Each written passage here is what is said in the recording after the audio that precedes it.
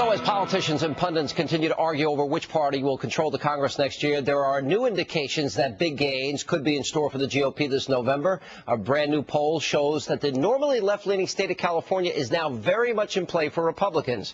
Now, according to Rasmussen, longtime ultra-liberal Senator Barbara Boxer holds only a slight lead over the former CEO of Hewlett-Packard. That's businesswoman Carly Fiorina, and she joins me now in New York in studio to talk about this. Welcome to New York. Hey, thanks for having me, Sean. Great to be with you. We appreciate you being here. All right, so I saw polls, both you and Meg Whitman is running for governor. You guys, it's really a dead heat. Yep. And why is Barbara Boxer? Nobody really thought Barbara Boxer would be in trouble. Why is she in trouble? Because the people of California have figured out that the issues this election are jobs and out-of-control government spending. And Barbara Boxer's policy, she is an ultra-liberal, left-wing ideologue. She has destroyed jobs in California. She's never met a spending bill she didn't love unless it was for body armor for our troops in Iraq and Afghanistan. That she voted against, or extended family leave for our troops. She votes against the military. She votes for every other spending bill, high taxes, high regulation. And in California, people can see the consequences. Our unemployment rate is 12.4%. It's one of the highest in the country. That's right. Nevada. 23 counties with unemployment above 15%. And those numbers don't include those people that gave up looking for work and the underemployed, and that number is, brings it up to 17, 18% as it is nationally. It's interesting because the Democratic hierarchy with the president, how many times has the president been in campaign? Twice. Okay. Twice. And Michelle Obama's coming in? She's coming in apparently for 3 days to help a struggling candidate. That's their words. Joe Biden? Joe Biden's been in. Barney Frank's been in. Barney Frank's been in. I'm sure he brought in a lot of money for Barbara Boxer.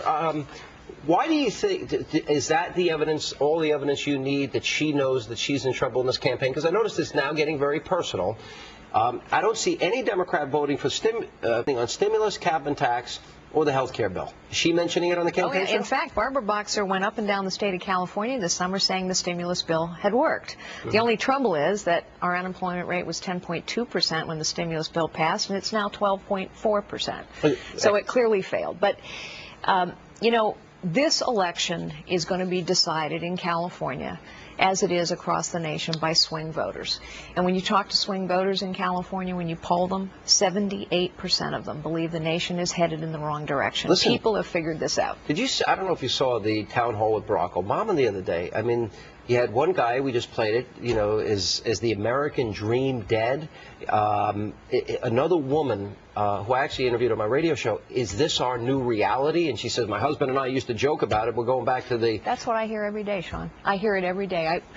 I met a woman at a tea party, and she came up to me after I had given a speech, and she took my hand in hers, and she said, I have never voted before. I'm voting for you because I am afraid for my children's future. Well, every kid now in America, when they're born, $42,000 in debt. The Republicans today came out with their pledge to America. Yes. And we just went over it with Karl Rove. Yep. Have you had a chance to look at the document yet? I haven't looked at the document, but I've certainly listened to your report with Karl. And what did you think? What do you think? I agree with every one of those points. First, they're focused on jobs. We need to be focused on jobs. We need to be focused on what it takes to grow jobs in the private sector. We know what it takes to get our economy back on track. We know what it takes to cut government spending. But first, we have to change the people we send to Washington. And that's why I hope people will help me beat Barbara Boxer. What a symbol that would be if Barbara Boxer falls. There's a big struggle in the Republican Party, and I think it was highlighted by the election of Christine O'Donnell. We say establishment versus Tea Party Republicans. If you had to describe your political ideology, I identify myself not as a Republican, as a conservative. I am a Reagan conservative. How would you identify yourself? I would describe myself as a practical, common-sense conservative. That's how Sarah Palin described it. And what does that mean? Do you think your view is similar to hers? Absolutely. Look, limited government works better because the people closest to the problem know the solution better than folks 3,000 miles away. To create the American dream, we have to create jobs in the private sector. We must do what it takes to make it easier for small business owners, family-owned businesses, innovators, and entrepreneurs. They create 2/3 of the new jobs in this country. They employ half the people. We don't know how our taxpayer money is being spent in Washington, D.C. We have to cut government spending.